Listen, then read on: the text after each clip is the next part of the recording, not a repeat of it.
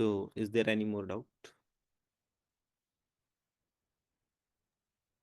Sir आपने बोला देखना कि पिछले साल कौन-कौन से ऑर्गनाइज़ेशंस आए और उसमें क्या-क्या प्रोजेक्ट्स थे। तो और मैंने बताया कि हैस्केल पे काम करा था, तो क्या मुझे हैस्केल पे फिर से करना चाहिए क्योंकि पिछले साल बना हुआ है या फिर मुझे फर्दर दूसरे कोई ऑर्गनाइज़ेशन पे देखना चाहिए?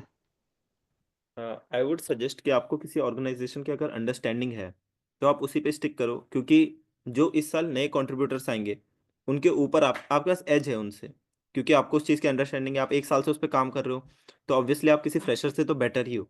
अगर आप किसी नई ऑर्ग में जाओगे तो आपको एकदम जीरो से स्टार्ट करना पड़ेगा, आपको पूरा प्रोजेक्ट समझना पड़ेगा, उसकी अंडरस्टैंडिंग लेनी पड़ेगी, फिर उसके बाद आप प्रोजेक्ट पे काम कर पाओगे। पर अगर आप किसी ऐसी चीज़ पे कंट्रीब्यूट करते हो जिस पे आपको ऑलरेडी आइडिया है कि क्या चीज़ें हो रही हैं, कैसे हो रहा है, तो it would be easier for you. तो आई वुड सजेस्ट कि आप हैस्केल पे ही उसी प्रोजेक्ट पे काम करो, उसको थोड़ा एनहांस करो, और कोर टीम से एक बार आप मैसेज करके एक बार आप उनसे पूछो कि क्या ये चीज़ आपके काम की है? क्योंकि कई बार हमें लगता है कि हमारा प्रोजेक्ट बहुत अच्छा है, पर जो कोर टीम है उनके किसी काम का नहीं होता है। तो वो लोग इसीलिए रिजेक्ट कर देते हैं। तो आप एक बार उनसे उनका आंसर ले लो कि क्या उनको इस चीज़ पे काम करना है या नहीं करना है। अगर आपको नो मिलता है सारी कोर टीम से, तो ड्रॉप कर दो उस चीज़ को। क्योंकि फिर कोई फ़ायदा नहीं है उस पे टाइम देके। पर हाँ, अगर आपको किसी एक भी कोर टीम मेंबर का अप्रूवल मिल गया, तो आई वुड सजेस्ट कि आप इसी प्रोजेक्ट पे करो, क्योंकि आपको एक्सपीरियंस है इसमें और आप आई गेस कर लोगे इसे।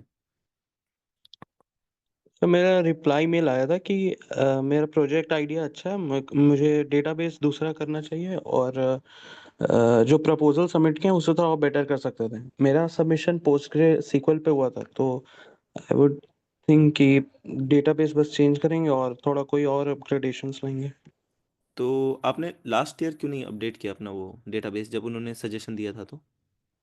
सर ये सजेशन सबमिशन के बाद मिला ना।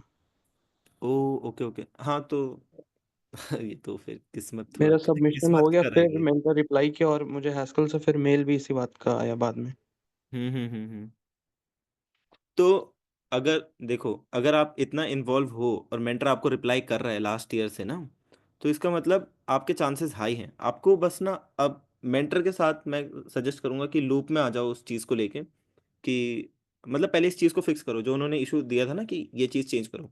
उस चीज़ को चेंज करके दोबारा अप्रोच करो मेंटर को इस साल, कि आपने जो बोला था वो मैंने चेंज कर दिया है इसमें। क्या अब हम इस प्रोजेक्ट पे काम कर सकते हैं? एक बार उनसे इस बारे में बात करके देखो आप। वो जो चेंजेज़ उन्होंने कहा है ना आपको डेटाबेस चेंज करने के लिए, वो चेंज करके अप्रोच करो आपने। Okay sir. हुँ।